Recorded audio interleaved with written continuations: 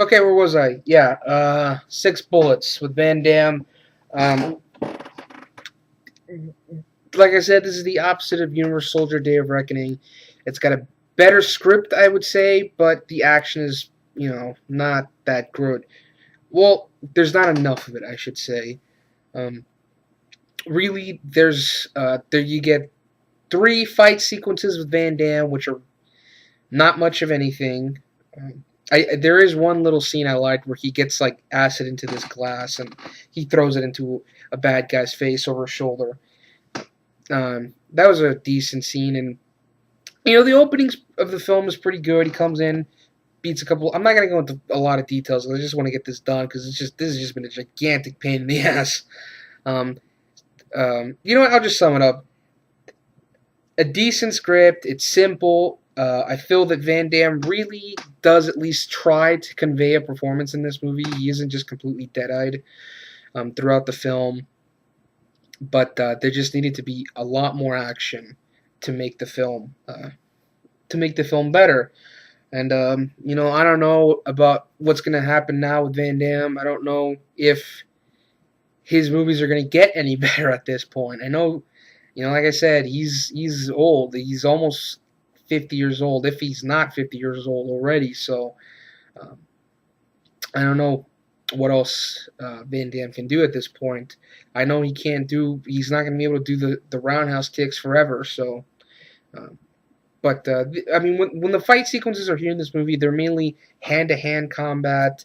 You get a couple scenes where he stabs people with, with a knife. And then the ending of the film is kind of weak because really he doesn't do a whole lot. Um, I just have one little scene where he blows up a truck with a rocket launcher, an RPG, I guess you could say. Um, Shoots a couple guys, shoots a few more guys with like a sniper. But I did like what they did with the very end when he finally gets to like I guess you could say the main villain of the movie. In a church, the guy's in a church and he goes into a confessional to confess, um, and he says, does God really forgive all sins? And then the other side, where the priest is supposed to be, it's Van Damme, and you hear him say, "God might, I won't." Boom! Shoots the guy, and then walks out, and that's the end of the movie. And I'll admit, I like that scene, But again, it's a pretty simple script. Van Damme plays a guy who gets hired by this famous mixed martial artist to find his kidnapped daughter somewhere in Europe. So it's a simple film, simple plot, but just a little bit more action, and it would have been worthwhile. Um, but again, I didn't hate the movie. I didn't feel like I like I wasted my time. I saw it for free. I downloaded it. So yeah, Six Bullets of Van Damme. I hope he does better films, but at this point in his career, I don't know. They haven't gotten any better. At number, where am I? 6, 5. At number 4, Ghost Rider 2, Spirit of Vengeance. I never really liked the first Ghost Rider. I thought the concept for the character was cool. I didn't mind Nicolas Cage's performance, but as an overall movie, I just thought the movie was kind of lame. And this one was much worse. Uh, Nicolas Cage's performance is so fucking over the top that it just becomes laughable. And there's not a whole lot going on in this film. In fact, I feel there's probably less going on here than the first film. There's only two action sequences that I liked. The one scene in the junkyard where he gets into that big thing and he crashes down into people. That was a decent scene, and then the ending, and that's about it. The other action sequences were not much of anything. They were quick and they were short and not much of anything. Like I said, that's what this whole movie is. Not much of anything. It doesn't even feel like it's trying to be any better than the first movie. And the first movie I thought was kind of mediocre. Um, I don't know. I feel like I should watch the first movie again because I haven't seen it since I saw it in the theater when it first came out.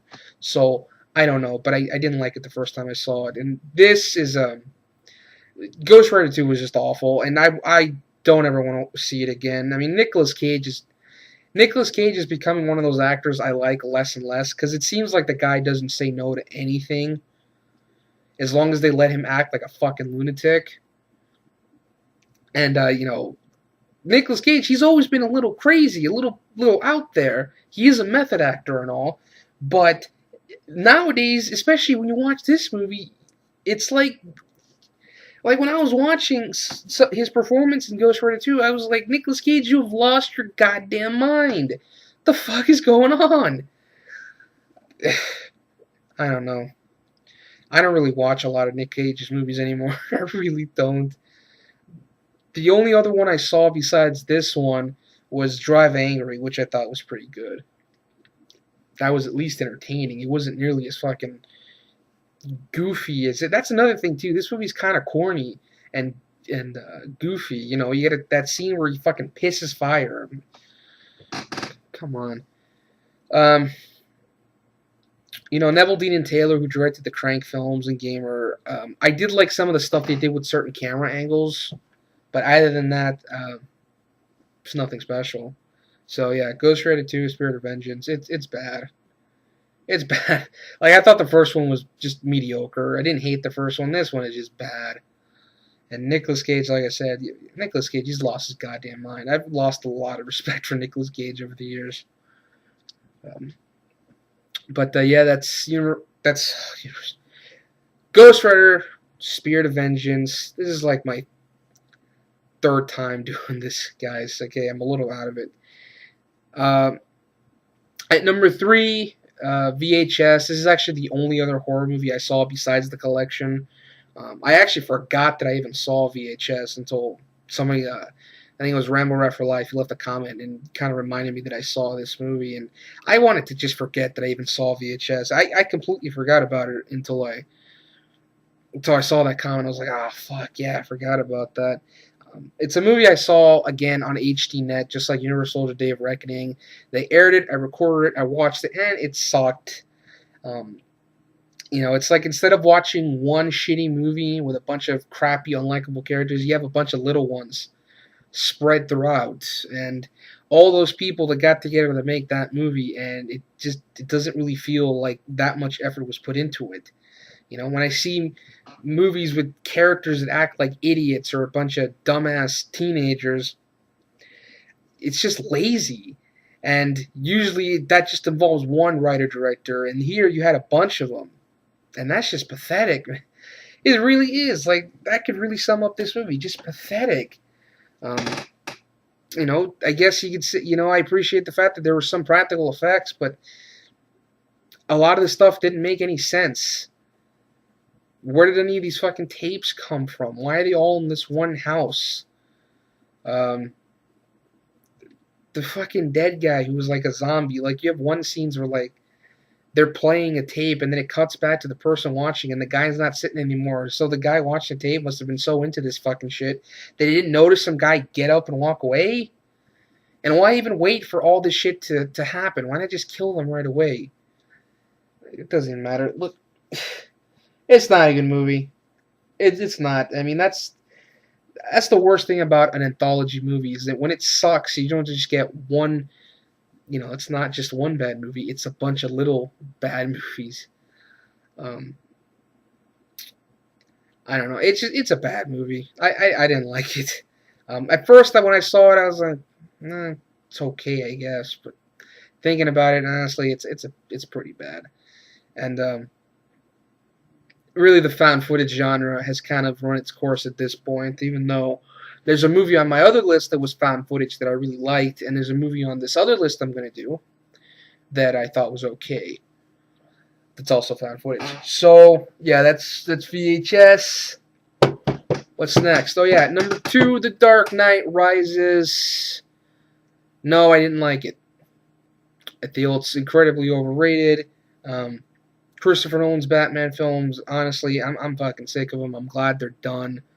I understand this is supposed to be a Bruce Wayne movie, but Bruce Wayne is not that interesting of a character, especially in these movies. He has 2 character traits, guilt and grief. That's it. It's not much of anything. Now, of course, you got this thing where like Batman quits. Now, I know a lot of people didn't like that. Me personally, I can let that go because if the police, with the Dent Act, they put away all the organized crime members, all that would be left is petty crimes, street crimes. So I would assume that they probably put more beat cops on patrol, and they were probably able to get a handle on that too. So let's say the crime rate in Gotham City was 95%, and let's say with the Dent Act, it fell down from 95% to about 15%. Do you really need a masked vigilante to fight crime when there's only a 15% crime rate? I mean, what's Batman supposed to do? Go to the mall and stop fucking shoplifters? Especially when he's got a gimp leg? No. So I can let that I can let go. Okay? He couldn't even fucking walk straight, for fuck's sake. So I can let that go. And again, what's he going to do? Go to the mall and stop shoplifters? No. There's no point. At that point, there probably was no point for a Batman. Okay. Problem is, and here's the biggest problem with this film. It's boring. I didn't give a shit about anything. Batman is barely in it, and when he is there, he doesn't do a goddamn thing. You got Bane, who may be physically intimidating, but his voice is fucking ridiculous. I can't take someone seriously when they sound that goofy. And you know what? Tom Hardy was in my favorite movie of the year last year. He was in Warrior, and I really liked that movie. Recently, I actually found out Tom Hardy was cast as Sam Shepard in an upcoming Splinter Cell movie. I never played the Splinter Cell games. I'm not really into stealth games. But, I don't know. Splinter Cell, Sam Shepard, we'll see. I'm always a little worried when it comes to video game-based movies because a lot of them tend to suck. But besides the point, again, can't take him seriously because of the voice. Catwoman is completely pointless. She's just there to be a love interest for Bruce Wayne, even though you don't buy their relationship, because Catwoman is such an unlikable bitch. It's got no problem stealing from a cripple because she fucking trips him, just kicks the cane out from under him. If Bruce Wayne was in a fucking wheelchair, she'd probably dump him, pick the chair up and dump him out of it, and leave him there to fucking crawl. And later on, she sells him out to fucking Bane. Leads him to Bane so that he can get his back broken. And then later on, in the movie, when Batman asks for her help, she pretty much just says to his face that she doesn't care about anybody in the people of Gotham. She doesn't give a shit. She's like, let's just get out of here. Who cares? Save yourself. And we're supposed to believe that Batman would end up with this woman in the end? That's a bunch of bullshit. How is this supposed to be a realistic world? And talking about realism, after Batman gets his back broken and he gets thrown into that pit, when that guy just pops his back into place, that's bullshit. Are we really supposed to buy that? And then after he gets out of that pit, I'm assuming that was in a third world country. How the fuck does he even get back to the United States? He's got no money at this point. He's got no passport. I guess they just want us to assume he got onto a ship and just didn't get caught and maybe he got back to America. We never see that. And how does he get back to Gotham? I thought it was supposed to be impossible for anybody to get into Gotham besides on that bridge. Okay? And this is supposed to be a realistic world? I'm sorry, you cannot set up a realistic world and then expect us to just turn a blind eye when this unrealistic bullshit happens.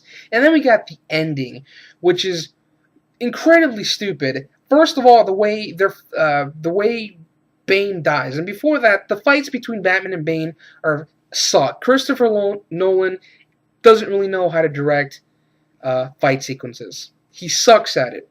He really does, because when the fight sequences are there, they're over like that. There's no impact to them. You want to see Batman kicking ass?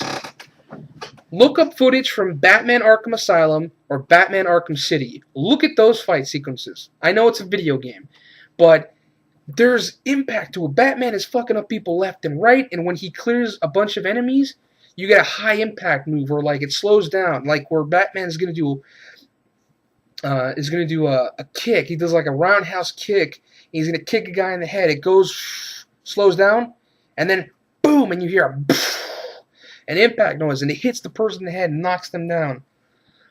And I was like, that's awesome. It's satisfying. There's nothing like that in any of the Christopher Nolan Batman films.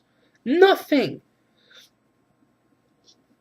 But like I said, and the fights between him and Bane, pathetic. They're a fucking joke. Batman doesn't even kill Bane. Doesn't even do anything to him, even though he could just reach